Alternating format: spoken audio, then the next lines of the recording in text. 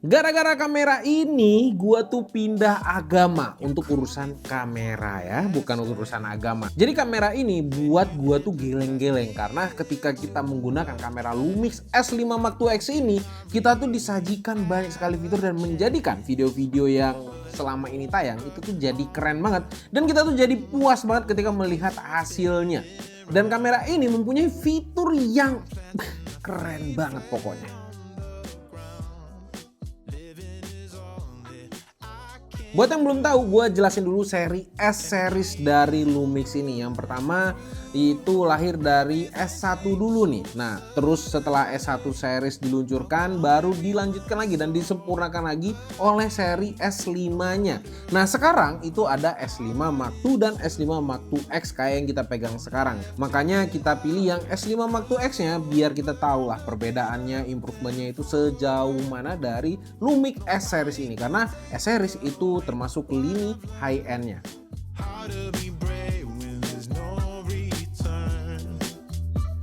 Kita masuk ke kamera ini, gua tuh mau ngasih tahu ke kalian kenapa kamera ini cocok banget di workflow kita. Karena kamera ini biasanya tuh kita menggunakan preset 4K 60 fps dan kamera ini nggak ada masalah dengan preset 4K 60 fps.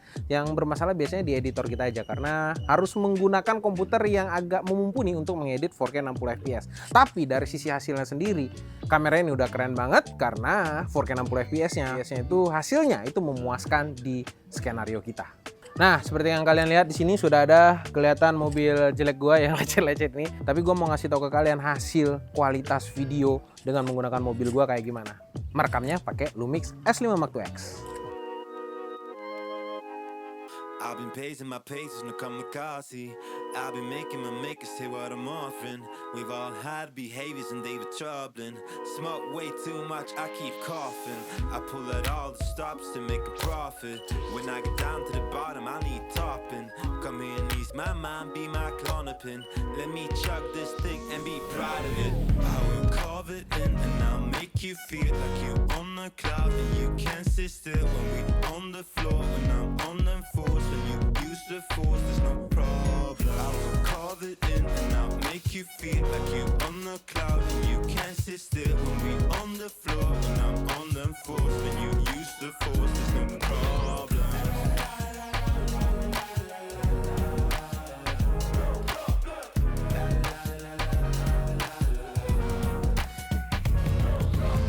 Pull out the peas, fill me up like a Reese's. When I'm with you, I'm holier than Jesus. Religious freedom, paid leave to get on my knees. Nah, kamera ini bisa ngerekam pakai eksternal SSD, tapi pastinya membutuhkan equipment yang banyak. Untuk body kameranya sendiri sih, setelah gue coba-coba dan pakai keliling-keliling dunia, untuk gripnya sendiri tuh enak.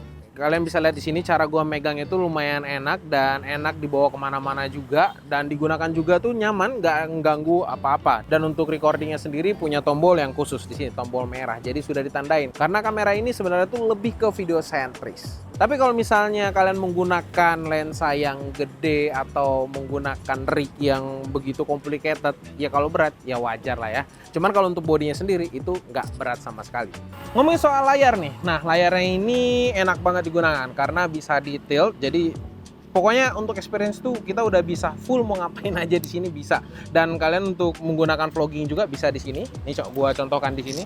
Jadi kalian ini bisa lihat previewnya langsung dan untuk hasil dari layarnya sendiri atau kualitas layarnya sendiri ini sudah mendekatin sama layar yang kita pakai, which is layarnya itu nggak burik. Kalau untuk viewfindernya sendiri udah OLED, harusnya sih udah oke lah untuk di mata, enak digunakan. Tapi sayangnya kita memang nggak mungkin menggunakan viewfinder kalau lagi record video. Biasanya menggunakan viewfinder itu biasanya para fotografer. Untuk konektivitasnya sendiri di sini udah lengkap banget. Kalian tuh nggak usah takut karena udah spend uang gede gitu kan, terus konektivitasnya dikit. Terus di sini ada full size HDMI, jadi kalian bisa preview ke monitor dengan layar gede atau kalian pakai field monitor atau kalian misalnya mau pakai capture card bisa juga karena kalian mau nyambunginnya untuk webcam karena webcam kalian tuh harus totalitas mungkin kan, jadi kalian bisa pakai ini. Terus di sini ada USB Type-C yang bisa kalian gunakan untuk banyak lah, untuk storage juga bisa, untuk pindahin file juga bisa dan banyak lagi kegunaan lainnya. Untuk kontrolnya di sini sudah disiapkan beberapa tombol fisik dan tombol fisiknya di sini tuh udah ada kegunaannya dan udah ada simbolnya. Gunanya buat apa? Jadi lebih gampang lah memudahkan untuk kalian. Dan satu lagi yang paling penting adalah penempatannya itu yang enak banget, yang user friendly, jadi dipakai semua orang itu tuh bisa dan gampang dimengerti. Dan kalau misalnya kalian baru mengadopsi ini kamera, harusnya tuh lebih cepat belajarnya. Nah, pas pertama-tama sebenarnya pas kita pertama kali megang Lumix S5 Mark II X ini, sebenarnya itu kita tuh agak deg-degan karena takutnya bermasalah sama fokusnya. Karena kalau misalnya salah pilih kamera kan kita udah spend banyak kan, rugi banget. Apalagi kita nih kan yang finansialnya tuh nggak kaya-kaya banget gitu kan. Nah, tapi kalian tuh nggak usah takut karena di kamera ini sendiri sudah ada 779 titik autofocus. Jadi harusnya itu bukan menjadi masalah. Dan saat pertama-tama kita pegang juga ada fokusnya itu hunting-hunting, lagi cari-cari mana yang harus difokusin. Tapi setelah update firmware, fokusnya itu nggak ada lagi bermasalah dan autofokusnya jadi cepat dan sesuai sama ekspektasi kita dan yang kita harapkan. Kalau untuk soal kualitas gambarnya sendiri, menurut gua ya udah oke lah. Dengan harganya atau dengan semua yang diberikan, itu udah oke lah kualitas gambarnya. Nah, kamera ini juga bisa burst foto di AFS atau autofocus single kalau nggak salah kepanjangannya. Itu bisa di 9 tapi 9 fps, tapi kalau misalnya di AFC itu bisa di 7 fps. Ini semua diambil dari shutter mekaniknya dan cara bekerjanya pun dengan mekanik untuk shutternya. Tapi kalau shutternya melalui elektronik, dia bisa merecord atau mengambil gambar dengan 30 fps karena bekerjanya melalui sensornya langsung. Nah, ini dia inti pembahasan yang bikin gua wah banget ketika melihat kamera ini. Yang pertama, kamera ini bisa slow motion sampai 180p di mode SNQ-nya di Full HD. Jadi kalian bisa dapat slow motion yang dramatis banget tapi dengan gambar yang tetap cukup tajam. Yang kedua, Lumix sudah dibekali dengan sensor full frame 24,2 MP yang bisa merekam hingga C4K 4:2. C4K di sini artinya Cinematic 4K, artinya rasionya ini sudah 17:9. Yang lebih terkesan sinematik dibandingkan 16:9. Atau kalau mau lebih gila lagi, kalian bisa ngerekam 6K 30p 420. Oh ya, sebelumnya dari kedua perekaman tadi kan ada 420 dan 422. Bedanya itu kalau 422 artinya warna di video kalian itu bisa lebih banyak informasinya dibandingkan 420. Kamera ini juga dapat merekam Full HD mulai dari 8-bit 24p sampai Full HD 10-bit 120p. Sedangkan untuk 4K-nya mulai dari 10-bit 24p sampai 4K 10-bit 60p 422. Kalau kalian mau merekam si 4K di 60p juga ada, tapi sayangnya dia akan cropping menjadi APS-C dan nggak full frame yang bisa berimbas pada detail, cahaya, dan blur di belakang kalian. Kalau spek kayak gini di brand sebelah itu kebanyakan tuh ada isu-isu overheat. Nah, di Lumix ini mereka udah kasih internal fan agar bisa rekam secara terus-menerus. Tetapi Lumix kasih catatan di mana kamera dapat berhenti merekam saat digunakan pada suhu yang lebih rendah atau lebih tinggi dari suhu pengoperasian yang disarankan. 0 sampai 40 derajat lah. Jika melebihi 30 menit, rekaman akan berhenti tapi dengan pengaturan sebagai berikut. Dan ketika mode thermal fan diatur ke auto 1 atau auto 2, yang dimana kamera manajemen ini bisa diatur ke standar. Ya, selama suhu tempat kalian di antara 0 sampai 40 derajat dan thermal memilih sendiri apakah fan akan berjalan atau tidak ataupun fan akan bekerja keras atau tidak. Yang keempat yaitu real time load yang kita pakai sekarang itu sih makin gila karena ini motong waktu editor kita. Karena semakin simple soal color grading, maka workflow editor itu semakin pendek. Jadi di skenario kita color grading itu ada di akhir saat post editing. Di sini gue pakai aplikasi dari DaVinci Pro, terus gue bikin dulu, terus gue ekspor dan gue input ke kameranya. Dan yap, ini udah warna fixnya saat kita editing nanti. Dan ini enak banget karena dia juga bisa masukin beberapa warna kalau kalian mau punya banyak preset warna atau mau punya banyak tempat setup. Salah satu kemampuan dari kamera ini ada di internal body stabilization-nya karena ini nih jempolan banget di skenario kita. Dia bilangnya adalah image atau image stabilizer dan gue bilang banyak b-roll yang kita ambil itu tanpa gimbal. Saking steady-nya kita bisa ngandelin IBIS-nya ini aja. Untuk ketahanan baterai sendiri saat kita lagi syuting overclocking yang mau reach 8 GHz CPU Intel 14 Gen ya kalau nggak salah. Ini satu baterai ini bisa bertahan 1,5 jam. Total syuting kita itu ada 3 jam.